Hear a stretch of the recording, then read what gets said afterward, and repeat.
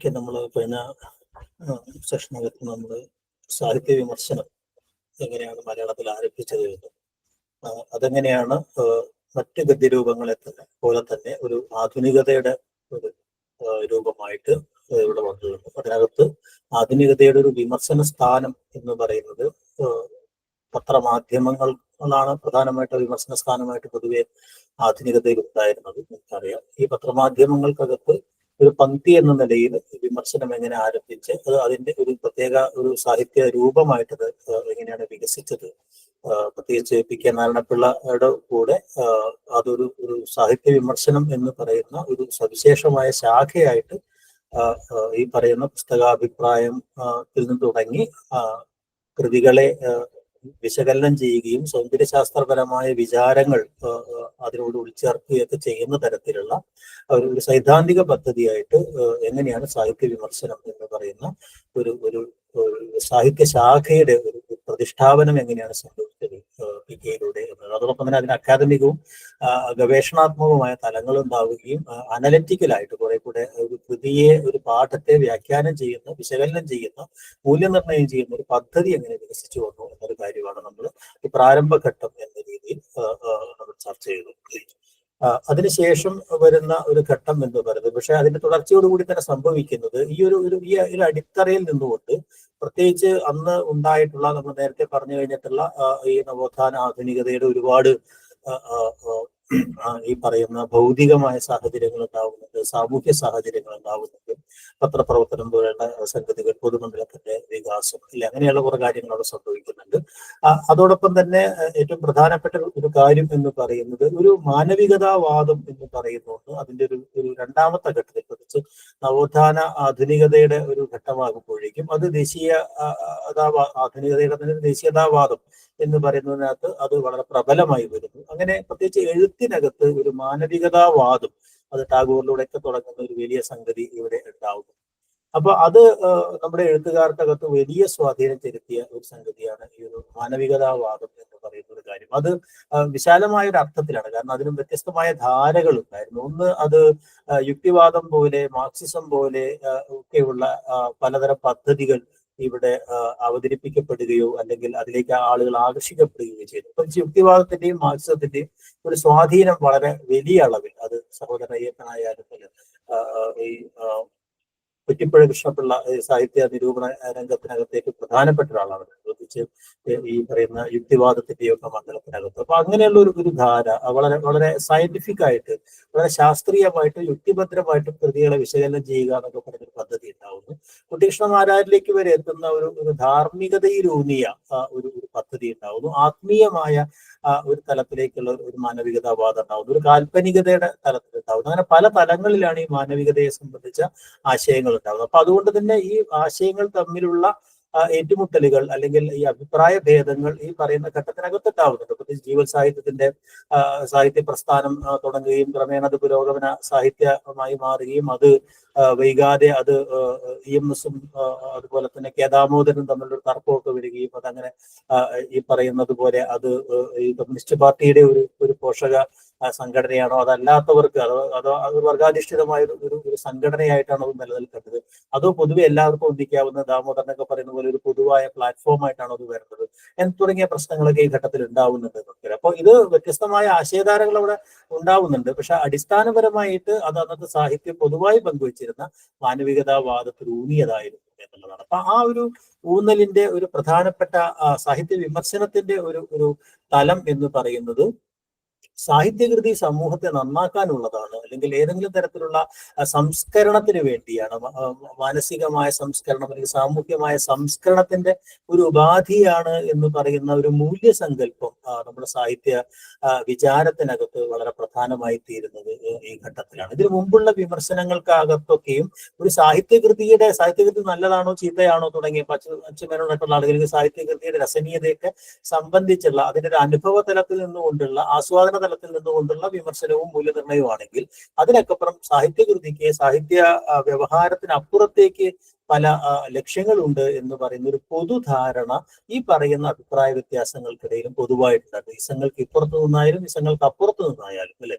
അങ്ങനെ രണ്ട് പുസ്തകങ്ങളും ഇതിന്റെ ഭാഗമായിട്ട് ഈ പറയുന്നത് പോലെ ബുദ്ധനാരുടെയും അതുപോലെ തന്നെ ഗോവിന്ദപിള്ള അല്ലെ, ഇങ്ങനെ കുറെ ആളുകൾ ഇങ്ങനെ ഈ പറയുന്നത് പോലെ സാഹിത്യകാരന്റെ പ്രതിബദ്ധത ഏത് തരത്തിലായിരിക്കണം എന്നുള്ളതിനെ കുറിച്ചുള്ള തർക്കങ്ങളൊക്കെ ഉണ്ടാവുന്നതിൽ കൂടി അടിസ്ഥാനപരമായി അതൊരു പൊതുവായ ഒരു മാനവിക മൂല്യബോധം അത് പങ്കുവച്ചിരുന്നു എന്നുള്ളതാണ്. ആ മൂല്യബോധത്തിനകത്ത് നിന്നുകൊണ്ടാണ് ഈ പറയുന്ന ചങ്ങമ്പുഴ അടക്കമുള്ള വളരെ ശുദ്ധ റൊമാൻറ്റിക്കുകൾ എന്ന് പറയുന്ന കവികളെ പോലും കേസരിയെ പോലുള്ള ആളുകളൊക്കെ അതല്ലാത്ത രീതിയിൽ അതിനെ മനസ്സിലാക്കാനൊക്കെ ശ്രമിച്ചത് എന്നുള്ളത് വളരെ പ്രധാനപ്പെട്ട ഒരു കാര്യമാണ്. അപ്പൊ ഈ നവോത്ഥാന വിമർശനത്തിന്റെ ഒരു പൊതുവായ സങ്കല്പനം എന്ന് പറയുന്നത്, സാഹിത്യകൃതി എന്ന് പറയുന്നത് കേവലം ആസ്വാദനത്തിന് വേണ്ടി മാത്രമുള്ളതല്ല. അത് ഈ പറയുന്ന ഏതെങ്കിലും തരത്തിലുള്ള സാമൂഹ്യ നിർമ്മിതിയെ അല്ലെങ്കിൽ ലക്ഷ്യമാക്കിയുള്ളതാകണം എന്ന് പറയുന്ന ഒരാശയമാണ് അല്ലെ.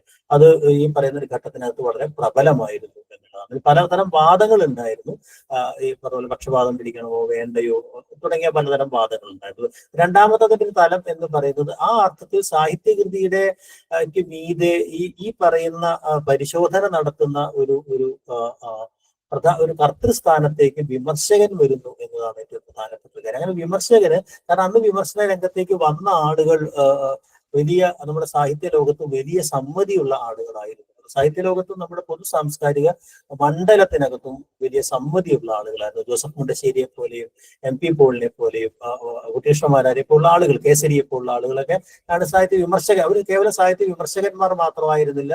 പല ആളുകളും പല മേഖലയിൽ പൊതുജന പ്രസ്ഥാനങ്ങളുമായി ബന്ധപ്പെട്ടുകൊണ്ട് പലതരം മൂവ്മെന്റുകളുടെ ഭാഗമായി നിന്നുകൊണ്ട് അല്ലെങ്കിൽ ദാർശനികന്മാരെന്ന നിലയിൽ ഒക്കെ ഉള്ള വലിയ പണ്ഡിതന്മാരെന്ന നിലയിലൊക്കെ വലിയ ഒരു ഹാലോ ഉണ്ടായിരുന്ന ആളുകളാണ്. അപ്പൊ സ്വാഭാവികമായിട്ടും അങ്ങനെയുള്ള ആളുകൾക്ക് ഉണ്ടായിരുന്ന ആളുകളുടെ നിയന്ത്രണത്തിൽ ഉണ്ടായിരുന്ന അല്ലെങ്കിൽ നേതൃത്വത്തിൽ ഉണ്ടായിരുന്ന വിമർശനത്തിന് സ്വാഭാവികമായിട്ടും ഈ സാഹിത്യ വ്യവഹാരത്തിനകത്ത് ഒരു മേൽക്കൈ നേടുന്നുണ്ട്. പക്ഷെ മലയാള സാഹിത്യ ചരിത്രത്തിനകത്ത് സാഹിത്യ വിമർശനം എന്ന് പറയുന്ന ഒരു സവിശേഷമായ ജനസ് അതിന്റെ ഒരു കേന്ദ്ര സ്ഥാനത്ത് ഉറപ്പിക്കുന്നത് ഈ നവോത്ഥാന വിമർശന കാലഘട്ടത്തിലാണ്. പ്രത്യേകിച്ച് ഒരു ഭാഗത്ത് ആശാൻ ഉള്ളൂർ വെള്ളത്തോൾ എന്നൊക്കെ പറയുന്ന രീതിയിലുള്ള ഈ പറയുന്ന കവിത്രയത്തിന്റെ ഒരു വലിയ മുഴക്കവും അതിനുശേഷം ഉണ്ടാവുന്ന കവികളൊക്കെ ചേർന്ന് അങ്ങനെ ഒരു സാഹിത്യ അന്തരീക്ഷത്തിൽ തന്നെ നമ്മൾ പറയുന്നത് പോലെ MP പോൾ എന്നും മുണ്ടശ്ശേരി എന്നും കുട്ടികൃഷ്ണമാരാരെന്ന് പറയുന്ന നിരൂപക ത്രയം അതിനോടുകൂടെ ചേർന്ന് വരുന്നു എന്നുള്ളതാണ്. ഇത് രണ്ടും പരസ്പരം ബന്ധപ്പെട്ട് കിടക്കുന്നത്. MP പോളിനെ മാറ്റി നിർത്തിയാൽ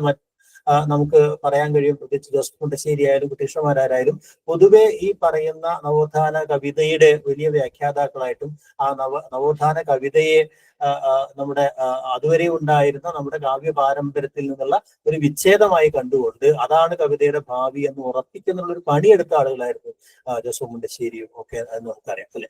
എന്നാൽ MP പോളും ഒരു പരിധിവരെ കേസരിയും ചെയ്തൊരു കാര്യം എന്ന് പറയുന്നത് ഈ പറയുന്ന പദ്യത്തെ തട്ടി മാറ്റിക്കൊണ്ട് ഗദ്യം എന്ന് പറയുന്ന ഒരു പുതിയ ആഖ്യാന രൂപം, ആധുനികതയുടെ ഒരു ആഖ്യാന രൂപം ഈ പറയുന്ന മലയാളത്തിന്റെ സാഹിത്യ വ്യവഹാരത്തിന്റെ കേന്ദ്രത്തിൽ ഉറപ്പിക്കുക എന്ന് പറയുന്ന ഒരു പണിയും അതിന്റെ ലക്ഷണ ഗ്രന്ഥങ്ങൾ എഴുതുന്നതായാലും അല്ലെ ഈ പറഞ്ഞ പോലെ അതിന്റെ ഒരു വിമർശന പദ്ധതി മുന്നോട്ട് വയ്ക്കുന്നതായാലും എഴുത്തുകാരെ പ്രചോദിപ്പിക്കുന്നതായാലും ഈ രണ്ട് കാര്യവും MP പോളും അതുപോലെ തന്നെ കേസരിയും ചെയ്യുന്നുണ്ട് എന്ന് നമുക്കറിയാം. അപ്പൊ ഈ രണ്ട് തലങ്ങൾക്കകത്ത് നിന്നുകൊണ്ടും നമുക്ക് ഈ നവോത്ഥാന വിമർശനത്തെ ആ രീതിയിൽ നമുക്ക് വിലയിരുത്താൻ പറ്റും. അതായത് സാഹിത്യ വിമർശനത്തെ ഏറ്റവും പ്രധാനപ്പെട്ട ഒരു ഘട്ടമായിരുന്നു അത്. അതോടൊപ്പം തന്നെ സാഹിത്യ വിമർശകന്മാർക്ക് വിമർശനം എന്ന് പറയുന്നത് കുറെ കൂടെ ഗൗരവപ്പെട്ടതും കുറെ കൂടെ മഹത്തരവുമായ ഒരു പണിയാണ് എന്ന് പറയുന്ന അതിന് കിട്ടുന്ന ഒരു മേൽക്കൈ എന്ന് പറയുന്നത് വളരെ പ്രധാനപ്പെട്ട ഒരു കാര്യമാണ്. അങ്ങനെ ആ സന്ദർഭത്തിലാണ് ഈ സാംസ്കാരിക നായക സങ്കല്പമൊക്കെ മലയാളത്തിൽ വേരൂടുന്നത്. സുകുമാരൻ അഴീക്കോടിനെയൊക്കെ പോലെയുള്ള ആളുകൾ പിൽക്കാലത്ത് സാംസ്കാരിക നായകന്മാരാകുന്നത് ഈ വിമർശ സ്ഥാനത്ത് നിന്നുകൊണ്ടാണ് എന്നുള്ളതാണ്. അപ്പൊ സാഹിത്യ വിമർശനം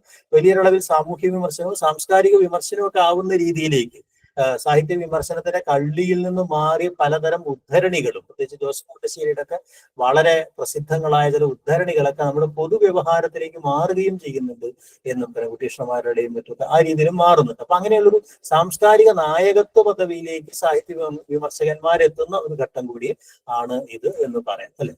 എന്തായാലും ആ ഒരു ഘട്ടത്തിലെ പ്രധാനപ്പെട്ട 4 പേരെ കുറിച്ചും അതല്ലാതെ കുറ്റിപ്പുഴ അടക്കമുള്ള ചില ആളുകളെ കുറിച്ചുള്ള ചില കാര്യങ്ങൾ മാത്രം നമുക്ക് പറഞ്ഞ ഒരു ഏരിയ അവസാനിപ്പിക്കാം. സ്ക്രീൻ ഒന്ന് ഷെയർ ചെയ്യാം.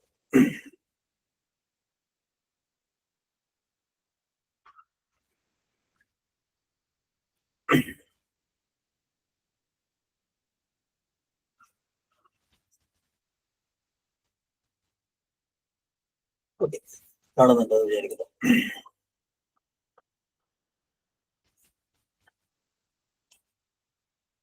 അപ്പൊ നവോത്ഥാന ഘട്ടത്തിനകത്ത് ഏറ്റവും പ്രധാനമായിട്ട് എം പി പോളും അതുപോലെ ജോസഫ് മുണ്ടശ്ശേരിയും കൃഷ്ണമാരാരും പിന്നെ കേസരിയുമാണ്. അല്ലെ, കേസരി ഒന്ന് മാറ്റിയാണ് നമ്മൾ നിർത്തുന്നത്. അത് സാഹിത്യ ചരിത്ര രചനയുടെ ചില പ്രശ്നങ്ങൾ കൂടിയാണ് എന്നത് നമുക്കറിയാവുന്ന ഒരു കാര്യമാണ്. അതിനകത്ത് എം പി പോൾ, അദ്ദേഹം ഈ പറയുന്നത് പോലെ എം പി പോൾ ആയാലും അതുപോലെ തന്നെ കേസരി ആയാലും ഈ രണ്ടുപേരും പ്രധാനമായിട്ട് പത്രമാധ്യമങ്ങളിലൂടെയാണ്, ഇപ്പോൾ ആണെങ്കിൽ മംഗളോദയം, കേരളം, അങ്ങനെയുള്ള ചില പ്രസിദ്ധീകരണങ്ങളിലൂടെയാണ് അദ്ദേഹത്തിന്റെ ഈ പറയുന്ന ചെറുകഥാ പ്രസ്ഥാനത്തെ കുറിച്ചുള്ള അദ്ദേഹത്തിന്റെ ഏറ്റവും പ്രധാനപ്പെട്ട പുസ്തകം, അല്ലെ, അത് ഈ പറയുന്ന അതിന്റെ പേര് മറ്റൊന്നായിരുന്നു എന്ന് നിങ്ങൾക്കറിയാം, അല്ലെ, അന്ന് കഴിഞ്ഞ ക്ലാസ്സിൽ ചർച്ച ചെയ്തതാണ്, അല്ലെ. അപ്പോ ആ ഒരു ഈ പറയുന്ന പുസ്തകമാവുന്നതിന് മുമ്പ് അതൊക്കെ ഈ ഒരു ഘട്ടശ ഈ പറയുന്ന മാസികകളിലൊക്കെയാണ് പ്രസിദ്ധീകരിച്ചതെന്ന് പറയാം. അദ്ദേഹത്തിന്റെ പ്രധാനപ്പെട്ട വർക്കുകളൊക്കെ അങ്ങനെ ഒരു ഈ പറഞ്ഞ ആനുകാലികങ്ങളിലൂടെയാണ് വരുന്നത്, കൃഷ്ണമാരാരിൽ നിന്നൊക്കെ വ്യത്യസ്തമായിട്ട്, അല്ലെ. അപ്പോ എം പി പോളാണ് യഥാർത്ഥത്തിൽ മലയാളത്തിലെ ആധുനിക നിരൂപണത്തിന്റെ ഒരു പദ്ധതി, അഥവാ അതിന്റെ ഒരു രീതിശാസ്ത്രവും അതിന്റെ ഒരു സൈദ്ധാന്തിക അടിത്തറയും ഉറപ്പിക്കുന്നത് എം പി പോളാണെന്ന് പറയാം. അദ്ദേഹത്തിന്റെ ശ്രദ്ധ അതിലായിരുന്നു. സാഹിത്യ ലക്ഷണ ഗ്രന്ഥങ്ങൾ എഴുതിയിരുന്നു, അതിനെയൊക്കെ കൃത്യമായി വ്യവച്ഛേദിക്കുന്ന ഒരു സംഗതിയെ അദ്ദേഹം കൊണ്ടുവന്നു. അതോടൊപ്പം തന്നെ പൗരസ്ത്യവും പാശ്ചാത്യവുമായ ഈ പറയുന്ന സൗന്ദര്യശാസ്ത്ര സങ്കല്പനങ്ങളെ അദ്ദേഹം സമന്വയിപ്പിച്ചു, അല്ലെ. ഇങ്ങനെയുള്ള കുറെ കാര്യങ്ങളോടൊപ്പം തന്നെ ഏറ്റവും പ്രധാനമായിട്ട് നിരൂപണത്തിന് അതിൻ്റെതായ ഒരു രീതിശാസ്ത്രം അദ്ദേഹം മുന്നോട്ട് വെച്ചു എന്നാണ് ഏറ്റവും പ്രധാനപ്പെട്ട. അങ്ങനെ സാഹിത്യ നിരൂപണത്തെ ഒരു ആധുനിക മുഖം നൽകി എന്നതാണ് ഏറ്റവും പ്രധാനപ്പെട്ട ഒരു കാര്യം എന്ന്, അല്ലെ. അതോടൊപ്പം തന്നെ സൗന്ദര്യാത്മക നിരൂപണം എന്ന് പറയുന്ന മലയാളത്തിൽ അങ്ങനത്തെ ഒരു നിരൂപണം ഈ പറയുന്ന ഉറപ്പിച്ചതിന്റെ ഒരാൾ കൂടിയാണ്. എങ്ങനെയാണ് ഒരു കൃതിക്കകത്ത് സൗന്ദര്യം ഉണ്ടാകുന്നത്, അത് കേവലം ഒരു സാഹിത്യകൃതിയെ മാത്രം മുൻനിർത്തിയല്ല അദ്ദേഹത്തിന്റെ സൗന്ദര്യ നിരീക്ഷണം ഉണ്ടാവുന്നത് നമുക്കറിയാം, അല്ലെ. ചിത്രകല അടക്കമുള്ള കാര്യങ്ങളിൽ, മറ്റു കലകളിൽ, അങ്ങനെയുള്ള വ്യത്യസ്തമായ കലകളുടെ സൗന്ദര്യത്തിന്റെ ഉപാധികളെ, അതിന്റെ മൂല്യങ്ങളെ ഒക്കെ അദ്ദേഹം തരംതിരിക്കുകയും ഈ പറഞ്ഞ പോലെ ശാസ്ത്രീയമായി തരംതിരിക്കുകയും ഓരോ കലയുടെയും ലക്ഷ്യം എന്താണ്, അതിന്റെ സ്വഭാവത്തിലുള്ള ഒരു വ്യത്യാസം എന്താണ്, കലയുടെ മൂല്യങ്ങൾക്കകത്ത് ഓരോ കലയ്ക്കുള്ളാവുന്ന വ്യത്യാസം എന്താണ്, തുടങ്ങിയ കാര്യങ്ങളെ കുറിച്ചൊക്കെ ഒരു കലാചിന്തകനെ പോലെ, അങ്ങനെയാണ് നമുക്കൊരു സൗന്ദര്യ ശാസ്ത്രകാരൻ, അല്ലെ. മലയാളത്തിന് അങ്ങനെ വരുന്ന ഒരു ആദ്യത്തെ സൗന്ദര്യ ശാസ്ത്രകാരനാണ് എം പി പോൾ എന്ന് പറയുന്നത്. അതിനു മുമ്പ് ഒരു സൗന്ദര്യ ശാസ്ത്രകാരന്മാരും ഉണ്ടായിരുന്നില്ല, കാവ്യമീമാംസകന്മാരോ ഒക്കെയാണ് നമുക്ക് ഉണ്ടായിരുന്നത്. അപ്പൊ സൗന്ദര്യ ശാസ്ത്ര പദ്ധതി എന്ന രീതിയിൽ സാഹിത്യ വിമർശനത്തെ മുന്നോട്ട് കൊണ്ടുപോയ ഒരാളാണ് അദ്ദേഹം, അല്ലെ. അപ്പൊ അതുകൊണ്ട് തന്നെ ഈ പറയുന്ന സാമൂഹ്യ വിമർശനമൊക്കെ ഒരു ഭാഗത്ത് അദ്ദേഹം ഈ പറയുന്ന പുരോഗമന സാഹിത്യത്തിന്റെ ഒരു പ്രധാനപ്പെട്ട വക്താവും, അല്ല, അതിന്റെ ഒരു നേതാവുമായിരുന്നെങ്കിൽ കൂടിയും സാഹിത്യ ആസ്വാദനത്തെ സൗന്ദര്യാത്മകമായി കാണുന്ന ഒരു പദ്ധതി, അത് മലയാള സാഹിത്യ വിമർശന ചരിത്രത്തിനകത്ത് ഉടനീളം പിന്തുടരുന്ന ഒരു പദ്ധതിയാണ്. ആ പദ്ധതി തുടങ്ങി വെച്ച ഒരാൾ കൂടിയാണ്, ഈ സൗന്ദര്യാത്മക നിരൂപണ പദ്ധതി തുടങ്ങി വെച്ച ആൾ കൂടിയാണ് അദ്ദേഹം എന്ന് പറയാം, അല്ലെ. മറ്റൊന്ന് ഞാൻ നേരത്തെ പോലെ ഈ പറയുന്ന രണ്ട് കാവ്യമീമാംസകളിൽ, പ്രത്യേകിച്ച് അദ്ദേഹം ഈ പറയുന്ന നോവലും ചെറുകഥയും ഒക്കെ അടയ്ക്കുള്ള ഈ പറയുന്ന പുതിയ ആഖ്യാനങ്ങളെ വിശദീകരിക്കുന്നതിന്റെ ഘടനയെ വിശദീകരിക്കാൻ വേണ്ടി ഈ പറയുന്ന പഞ്ചസന്ധികളടക്കമുള്ള കാര്യങ്ങൾ, സംസ്കൃത നാടക സങ്കല്പങ്ങളെ അല്ലെങ്കിൽ അത്തരം രൂപസങ്കല്പങ്ങളെയൊക്കെ അദ്ദേഹം കൊണ്ടുവരുന്നുണ്ട് എന്ന് നമുക്കറിയാം, അല്ലെ. ഒരു കൃതിക്കകത്ത് പരിണാമഗുപ്തി എങ്ങനെ ഉണ്ടാവുന്നു എന്നൊക്കെ വിശദീകരിക്കും. അത്തരം കാര്യങ്ങളൊക്കെ അദ്ദേഹം പറയുന്നുണ്ട്. അപ്പോൾ ആ അർത്ഥത്തിൽ എം പി പോൾ ഒരു സൗന്ദര്യ ശാസ്ത്രകാരനായിരുന്നു, അല്ലെങ്കിൽ സാഹിത്യ ശാസ്ത്രകാരനായിരുന്നു, അല്ലെ. എന്നാൽ അതോടൊപ്പം തന്നെ അദ്ദേഹം അതിഗംഭീരമായ വിമർശനങ്ങൾ എഴുതിയിട്ടുള്ള, പ്രായോഗിക വിമർശനങ്ങൾ എഴുതിയിട്ടുള്ള ഒരു സഹൃദയനായ ഒരു വിമർശനം കൂടിയായിരുന്നു. സഹൃദയനായ ഒരു വിമർശകൻ എന്ന് പറയുമ്പോൾ ഒരു കൃതിക്കകത്തുള്ള സൗന്ദര്യത്തെ കണ്ടെത്തി, അല്ലെ, ആ ഒരു കൃതി ഉണ്ടാക്കിയ ഒരു അനുഭവത്തെ അനൽപമായ ഒരു ആഹ്ലാദത്തോടു കൂടി അവതരിപ്പിക്കുക എന്ന് പറയുന്ന ഒരു പദ്ധതി അദ്ദേഹത്തിന് ഉണ്ടായിരുന്നു, അല്ലെ. അപ്പൊ അതുകൊണ്ട് തന്നെ അതിനെ വളരെ വളരെ ടച്ചിങ് ആയിട്ട്, അല്ലെങ്കിൽ വളരെ മൂവിങ് ആയിട്ട് അവതരിപ്പിക്കുക, അങ്ങനെയാണ് അദ്ദേഹത്തിന്റെ വളരെ പ്രസിദ്ധമായ അതിന്റെ വക്കിൽ ഈ രക്തം പൊടിഞ്ഞിരിക്കുന്നു എന്നൊക്കെ പറയുന്ന രീതിയിലുള്ള മനോഹരമായ പ്രയോഗങ്ങളൊക്കെ ഉണ്ടാവുന്നു. അപ്പൊ അത് കേവലം ഒരു റിപ്പോർട്ടിങ്ങിന്റെ സ്വഭാവത്തിലായിരുന്നില്ല, സാഹിത്യ വിമർശനത്തെ ഒരു സൗന്ദര്യ പദ്ധതിയായിട്ട്, അല്ലെങ്കിൽ ഒരു ആഖ്യാന പദ്ധതിയായിട്ട് കൂടി അദ്ദേഹം കൊണ്ടുവന്നു എന്നുള്ളതാണ്, അല്ലെ. എന്നാൽ അദ്ദേഹം ഈ പറയുന്നത് പോലെ ഒരു റൊമാൻറ്റിക് ആയ ഒരാളും ആയിരുന്നില്ല എന്നുള്ളതാണ്, അല്ലെ. റിയലിസം തന്നെയായിരുന്നു അദ്ദേഹത്തിന്, റിയലിസത്തിൽ തന്നെയാണെന്ന് അദ്ദേഹത്തിന്റെ പ്രധാനപ്പെട്ട ഊന്നൽ എന്ന് പറയുന്നത്. അത് ആ ഒരു കാലഘട്ടത്തിലെ മിക്കവാറും ഈ പറയുന്ന നിരൂപകന്മാർക്കകത്തെയും അത് കാണാം, റിയലിസത്തിന് ഒരു മേൽക്കൈ അവിടെ കാണാം. അപ്പൊ അദ്ദേഹം ഈ പറയുന്നത് പോലെ റിയലിസത്തിന്റെ ഒരു ചൂട് തന്നെയായിരുന്നു അദ്ദേഹത്തിന്റെ വിമർശനത്തിനകത്ത് ഉണ്ടായിരുന്നത്.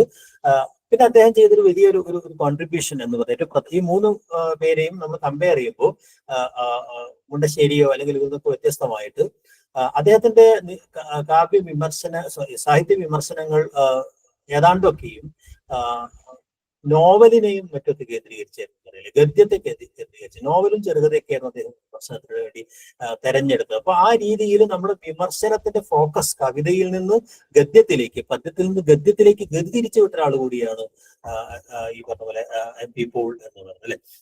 എന്നാൽ അതോടൊപ്പം തന്നെ വളരെ യുക്തി, പ്രത്യേകിച്ച് അദ്ദേഹം ഈ പൊതുസമൂഹത്തിനകത്ത് അദ്ദേഹം എടുത്തിട്ടുള്ള പല തീരുമാനങ്ങളും, അന്നത്തെ ഏറ്റവും പ്രബലമായ ക്രിസ്തീയ സഭയ്ക്കൊക്കെ അതിന് അദ്ദേഹം വളരെ രൂക്ഷമായി പ്രതിഷേധിക്കുകയും ശക്തമായ വിമർശനം ഉണ്ടാവുകയും അല്ലെ, അങ്ങനെയൊക്കെ വലിയ പീഡനങ്ങളൊക്കെ അദ്ദേഹം, ഈ പറഞ്ഞ എതിർപ്പുകളൊക്കെ അദ്ദേഹം നേരിടുകയൊക്കെ ചെയ്തിരുന്ന ഒരാൾ കൂടിയായിരുന്നു, വിപ്ലവകാരിയായ ഒരാൾ കൂടിയായിരുന്നു നമുക്കറിയാം.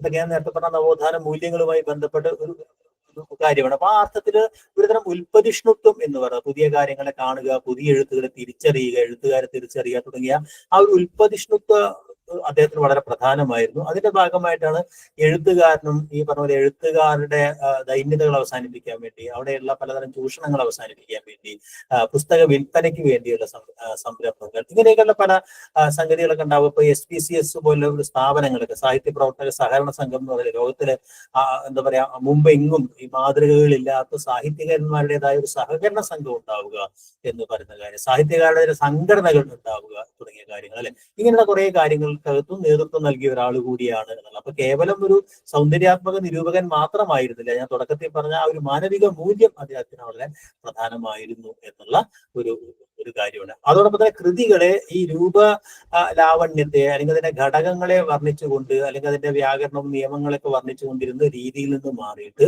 അതിന്റെ ഒരു അനുഭൂതി തലത്തെ കേന്ദ്രീകരിക്കുക എന്ന് പറയുന്നത്, ഒരു കൃതിയുടെ ആന്തരികമായ ഒരു ജീവിതത്തിലേക്ക്, ഒരു കൃതിയുടെ ആന്തരിക ജീവിതത്തിലേക്ക് എത്തിക്കുക എന്ന് പറയുന്നത് അദ്ദേഹത്തിന്റെ വളരെ പ്രധാനപ്പെട്ട ഒരു കാര്യമാണ്. പ്രത്യേകിച്ച് ബാല്യകാല സഖിയൊക്കെ അദ്ദേഹം എഴുതിയ അവതാരിയൊക്കെ അത് ഏറ്റവും എന്താ പറയുക, അപ്പൊ അങ്ങനെ ഒരു പുതിയ ഒരു നിരൂപണ സംസ്കാരം അദ്ദേഹം മുന്നോട്ട് വെച്ചു എന്നുള്ളതാണ് ഏറ്റവും പ്രധാനപ്പെട്ട ഒരു കാര്യം എന്ന് പറയുന്നത്. ഓക്കെ, അപ്പോൾ അദ്ദേഹം നിരൂപണത്തെ കുറിച്ച് പറയുന്ന ഒരു പ്രധാനപ്പെട്ട ആശയം അതുകൂടെ നമുക്ക് ഓർക്കേണ്ട ഒരു കാര്യമാണ് അല്ലെ. അതായത് ഒരു സാഹിത്യ കൃതിയെ നമ്മൾ എന്തിനാണ് വായിക്കുന്നത്, ഒരു നിരൂപകൻ എങ്ങനെയാണ് വായിക്കേണ്ടത് എന്നതിനെ സംബന്ധിച്ച് അത് കേവലം അവരവരുടെ വൈയക്തികമായ ചില സൗന്ദര്യ ആഹ്ലാദ അനുഭവങ്ങൾക്ക് വേണ്ടി അല്ല എന്നും, മറിച്ച് സാഹിത്യകൃതിയിൽ അന്തർലീനമായിരിക്കുന്ന ഒരു മാനുഷിക മൂല്യങ്ങൾ നിർദ്ധാരണം ചെയ്തെടുക്കണം എന്നാണ്. അപ്പോൾ ഒരു കൃതിക്കകത്തുള്ള മാനുഷിക മൂല്യങ്ങൾ കണ്ടെത്തി അതിനെ പ്രചരിപ്പിക്കുക എന്ന് പറയുന്ന ഒരു കാര്യം, ഇതിപ്പോ കലയ്ക്ക് വേണ്ടിയാണോ, അല്ലെങ്കിൽ കല ജീവിതത്തിന് വേണ്ടിയാണോ, കല ജീവിതം തന്നെയാണോ തുടങ്ങിയ തർക്കങ്ങളൊക്കെ ഏറ്റവും രൂക്ഷമായ ഒരു ഘട്ടം കൂടിയാണ് ഈ നവോത്ഥാന ഘട്ടം എന്നറിയാം. ഞാൻ തുടക്കത്തിൽ സൂചിപ്പിച്ചു, ഈ പറയുന്ന വലിയ ആശയ വ്യത്യാസങ്ങൾ ഈ പറയുന്ന പൊതുവായ ഒരു മാനവികതയെ പങ്കുവെക്കുമ്പോഴും ഇവർക്കിടയിൽ ഉണ്ടായിരുന്നു. പക്ഷെ അടിസ്ഥാനപരമായി ഈ പറയുന്നത് പോലെ കലയ്ക്ക് വേണ്ടി മാത്രമല്ല എന്ന ഒരു വാദത്തിൽ ഇവരെല്ലാം ഏതാണ്ടൊക്കെയും എന്താ പറയുക, ഇപ്പൊ നമുക്ക് അവിടെ ആർട്ട് ഫോർ ആർട്ട് സേക്ക് എന്നൊക്കെ പറയുന്ന, നമുക്ക് ഈ ഓസ്കാർ വൈൽഡോ അല്ലെങ്കിൽ നമ്മൾ പാശ്ചാത്യ റൊമാന്റിസത്തിന്റെ ഭാഗമായി വന്ന ഒരു ആശയധാരയിൽ നിന്ന് വളരെ വ്യത്യസ്തമായിരുന്നു ഇവിടെയുള്ള കലയ്ക്ക് വേണ്ടി എന്നുള്ള വാദം എന്ന് നമുക്ക് അടിസ്ഥാനപരമായി മാനവികത തന്നെയായിരുന്നു അവരിലൊക്കെ ഉണ്ടായിരുന്നത് അല്ലെ. പാർത്തിൽ മലയാളത്തിലെ ആദ്യത്തെ ഗദ്യ വിമർശകൻ എന്ന് പറയുന്ന രീതിയിൽ അല്ലെ. അതോടൊപ്പം തന്നെ ഒരു കൃതിയുടെ ഈ പറയുന്ന പോലെ അസ്തിത്വം ഉറപ്പിക്കലാണ് ഈ ഒരു വിമർശകന്റെ ലക്ഷ്യം എന്ന് പറയുന്നത് അല്ലെ. അതോടൊപ്പം തന്നെ ഈ പുരോഗമന സാഹിത്യ പ്രസ്ഥാനത്തിന്റെ ഭാഗമായിട്ടാണ് അദ്ദേഹം പ്രവർത്തിച്ചത് നമുക്കറിയാം. പക്ഷെ പുരോഗമന സാഹിത്യ പ്രസ്ഥാനം വളരെ യാന്ത്രികമായി കൃതികളെ കാണുന്ന ഒരു ഘട്ടത്തിനകത്ത്, അല്ലെങ്കിൽ അത് മാത്രം അന്വേഷിക്കുന്ന ഒരു ഘട്ടത്തിനകത്ത് അടിസ്ഥാനപരമായ ഒരു സൗന്ദര്യ നിർമ്മിതിയാണ് കൃതി എന്നും സൗന്ദര്യാസ്വാദനം തന്നെയാണ് എന്റെ ലക്ഷ്യം എന്നും പറഞ്ഞ് അതിനോട് ഇഴഞ്ഞു പോകുന്ന ഒരാൾ കൂടിയാണ് അദ്ദേഹം എന്ന് നമുക്കറിയാം അല്ലെ. അപ്പൊ ആ ഒരു എന്താ പറയാ, ഈ പറഞ്ഞ പോലെ ലക്ഷഗ്രന്ഥങ്ങൾ എഴുതുന്ന ഒരാൾ മാത്രമായിരുന്നില്ല എന്ന് നമുക്ക് പറയാവുന്ന ഒരു കാര്യമാണ് അല്ലെ. പിന്നെ മറ്റൊന്ന്, അദ്ദേഹം ഈ ധർമ്മരാജയെ പോലുള്ള കൃതികൾ കൂടെ അദ്ദേഹം നടത്തിയിട്ടുള്ള അല്പം ക്രിട്ടിക്കലായിട്ടുള്ള ഈ അദ്ദേഹത്തിന്റെ അഭിപ്രായം അല്ലെ. ഈ പറഞ്ഞ പോലെ എന്താ പറയാ, ഗദ്യത്തിലൊരു നായർ മഹാകാവ്യമാണ് ഈ പറയുന്ന ധർമ്മരാജ എന്നൊക്കെ പറയുന്ന പ്രയോഗം അല്ലെ. അതുപോലെ തന്നെ ഇന്ദുലേഖയെ സംബന്ധിച്ച് അദ്ദേഹത്തിന്റെ നിരീക്ഷണം, പ്രത്യേകിച്ച് 18-ാം അധ്യായം എന്ന് പറയുന്നത് ആ ഒരു കഥാപ്രവാഹത്തെ അതിന്റെ ഒരു പൊട്ടൻഷ്യൽ അദ്ദേഹം തിരിച്ചറിഞ്ഞിരുന്നില്ല എന്ന് പറയുന്ന ഒരു കാര്യം അല്ലെ. അത് ആ കഥാപ്രവാഹത്തെ ഈ പറയുന്നത് പോലെ തടഞ്ഞു നിർത്തുന്ന ഒരു ശിലാഖണ്ഡമാണ് 18-ാം അധ്യായം എന്നൊക്കെ പറയുന്ന കാര്യങ്ങൾ അതൊക്കെ ഓർമ്മയുണ്ടാവണം. അദ്ദേഹത്തിന്റെ ചില പ്രധാനപ്പെട്ട കൃതികൾ ഈ പറഞ്ഞ ഒരു സൗന്ദര്യ നിരീക്ഷണം പോലെ ഒരു മലയാളത്തിനും ഒരു മനോഹരമായ ലക്ഷണശാസ്ത്ര ഗ്രന്ഥം, സാഹിത്യ ലക്ഷണശാസ്ത്ര ഗ്രന്ഥം അദ്ദേഹം നൽകിയത്. അതിനകത്ത് ഈ പറഞ്ഞ കലകൾ തമ്മിലുള്ള താരതമ്യം പോലുള്ള ഈ ചിത്രകലയും കാവ്യകലയും പോലുള്ള സാധനങ്ങളൊക്കെ അത് എഴുതിയിട്ടുണ്ടെന്ന് നമുക്കറിയാം. പിന്നെ ചെറുകഥയുടെയും നോവലിന്റെയും പ്രധാനപ്പെട്ട ചെറുകഥാ പ്രസ്ഥാനമായാലും നോവൽ സാഹിത്യമായാലും അത്തരം ചില കൃതികൾ അത്തരം ചില കൃതികളൊക്കെ പ്രധാനമാണ്. അത് പല ഭാഗത്ത് ചെതറിക്കിടന്നിരുന്നാണ്. പിന്നീടാണ് എം.എൻ. രാജനാണ് ഈ പറഞ്ഞ അദ്ദേഹത്തിന്റെ കൃതികളൊക്കെ എഴുതിയത് ഒരു പുതിയ ഒരു സമ്പൂർണ്ണ സമാഹാരത്തിന്റെ സ്വഭാവത്തിലേക്ക് വളരെ കാലം കഴിഞ്ഞു 100 ശേഷമാണ് വരുന്നത് എന്നും അറിയാം, അല്ലെ? അപ്പോ എം.പി. പോളുമായി ബന്ധപ്പെട്ട ചില പ്രധാനപ്പെട്ട ആശയങ്ങൾ ഓർമ്മയുണ്ടാവണം. അടുത്തയാളിൽ നിന്നൊക്കെ വ്യത്യസ്തമായിട്ടുള്ള ഒരു പക്ഷേ ഈ യൂറോപ്യൻ എന്താ പറയാ ഈ പടിഞ്ഞാറൻ കാറ്റ് എന്ന് പറയുന്നത് ആ പടിഞ്ഞാറൻ കാറ്റിൽ ഒലിച്ചു പോകുന്ന ഒരു മനുഷ്യൻ, അല്ലെങ്കിൽ ആ കാറ്റ് കൊണ്ട ഒരു മനുഷ്യൻ ആയിരുന്നില്ല കൃഷ്ണമാരാര് എന്നറിയാം. എന്നാൽ അതിന് നേരെ എതിർനിന്ന ഒരാളുമായിരുന്നില്ല എന്നറിയാം. മറിച്ച് അതിനെ മറ്റൊരർത്ഥത്തിൽ ആന്തരവൽക്കരിച്ച ഒരാളായിരുന്നു കൃഷ്ണമാരാർ. അപ്പൊ അതുകൊണ്ട് തന്നെ അതിലെ ചില മൂല്യസങ്കല്പങ്ങളെ ഭാരതീയമായ ഒരു കണ്ണട വെച്ചുകൊണ്ട്, അല്ലെങ്കിൽ ഒരു തന്റേതായ ഒരു ഫ്രെയിം വർക്ക് എന്ന് പറഞ്ഞ് പിന്നീട് കൃഷ്ണമാരാരെ കുറിച്ച് അല്ലെ എം.എൻ. വിജയൻ പറയുന്ന ഈ പറഞ്ഞ പ്രൊഫസേഴ്സിന്റെ കട്ടിൽ എന്നൊക്കെ പറയുന്ന രീതിയിൽ തന്റേതായ സവിശേഷമായ ഒരു ഫ്രെയിം വർക്ക്, ഒരുപക്ഷെ ഈ പറയുന്ന നിരൂപകന്മാർക്ക് ആർക്കും ഇല്ലാത്ത സവിശേഷമായ ഒരു സാഹിത്യ സങ്കല്പം അല്ലെങ്കിൽ ചട്ടക്കൂട്, ഒരു വിമർശന ചട്ടക്കൂട് അദ്ദേഹം ആദ്യമേ പണിതു വെച്ചു. ആ പണിതു വെച്ച ചട്ടക്കൂട് വെച്ചുകൊണ്ട് എല്ലാ കൃതികളെയും അദ്ദേഹം അളക്കാൻ മുതിർന്നു എന്നുള്ളതാണ് അദ്ദേഹത്തിന്റെ ഈ സാഹിത്യ വിമർശനത്തിന്റെ രീതി എന്ന് പറയുന്നത്. അവിടെ ചെറുതുകളോ വലുതുകളോ എന്നുള്ള വ്യത്യാസം ഉണ്ടായിരുന്നില്ല. തന്റെ ഈ സവിശേഷമായ ലെൻസ് കൊണ്ട്, സവിശേഷമായ ഒരു ലാവണ്യബോധം കൊണ്ട്, അല്ലെങ്കിൽ സാഹിത്യ ബോധം കൊണ്ട് മഹാഭാരതം അടക്കമുള്ള കൃതികളെ, അല്ലെങ്കിൽ സംസ്കൃത സാഹിത്യ കൃതികളെയും പ്രത്യേകിച്ച് കാളിദാസനെയൊക്കെ പോലെയുള്ള മഹാകവികളിൽ കാളിദാസൻ എന്ന് പറയുന്ന ഒരു കവിയെ തന്നെ അദ്ദേഹത്തിന്റെ വ്യാഖ്യാനത്തിലൂടെ പുനർനിർമ്മിക്കുകയാണ് ചെയ്യുന്നത്, അല്ലെ? പ്രത്യേകിച്ച് കാളിദാസൻ എഴുതിയതല്ല എന്ന് പറയുന്ന വലിയൊരു ഭാഗങ്ങൾ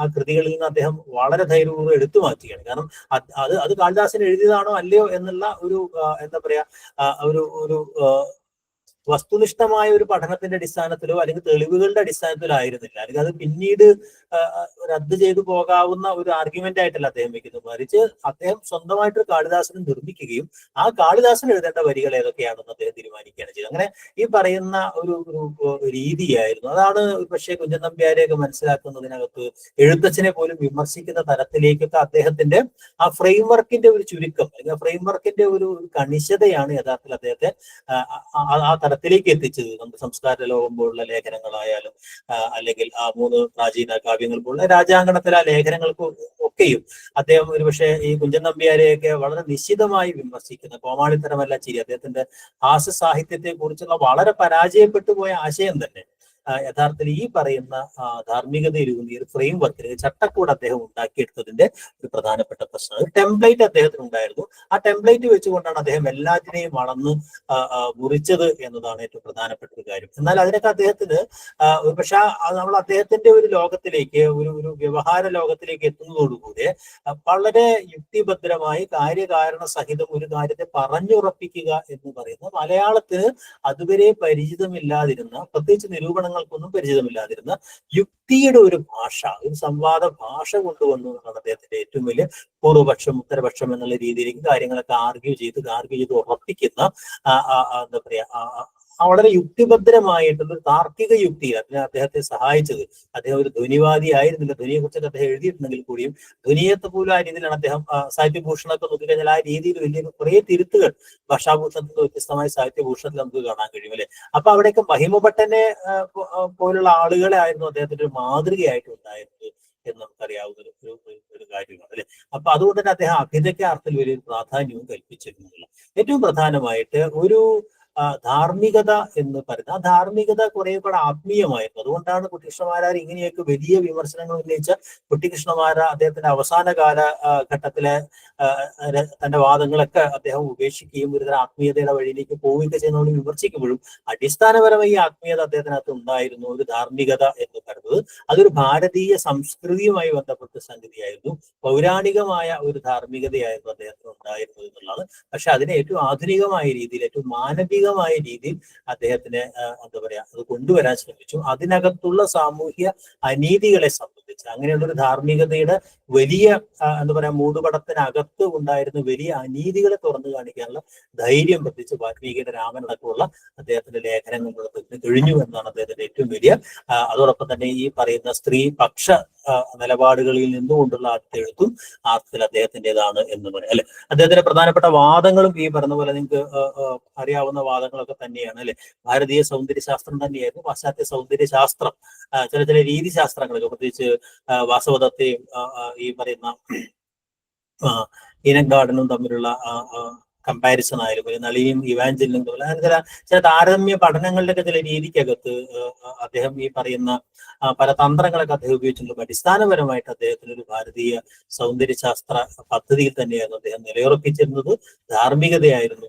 അതുകൊണ്ടാണ് അദ്ദേഹം പറഞ്ഞത് കവി കാലംശത്തിൽ കലാകാരനും മുക്കാലംശത്തിൽ മനുഷ്യർക്ക് ഗാതാവുമാണ് എന്ന് പറഞ്ഞത്. അദ്ദേഹത്തിന്റെ വിമർശനങ്ങൾ നേരത്തെ എം പി പോളിൽ നിന്ന് വ്യത്യസ്തമായി മറ്റു രണ്ടുപേരെയും പോലെ അദ്ദേഹം കവിതയെ തന്നെയായിരുന്നു അദ്ദേഹത്തിന്റെ മനസ്സിലുണ്ടായത് ഒരു പ്രധാനപ്പെട്ട സാഹിത്യ മാധ്യമം എന്ന് പറഞ്ഞത്. പിന്നെ അദ്ദേഹത്തിന്റെ ചില പ്രധാനപ്പെട്ട വാദങ്ങളുണ്ട്. സാഹിത്യം വിദ്യയാണ് എന്ന് പറയുന്നു. സാഹിത്യ വിദ്യയിലെ വളരെ പ്രധാനപ്പെട്ട ഒരു വാദമുണ്ട്.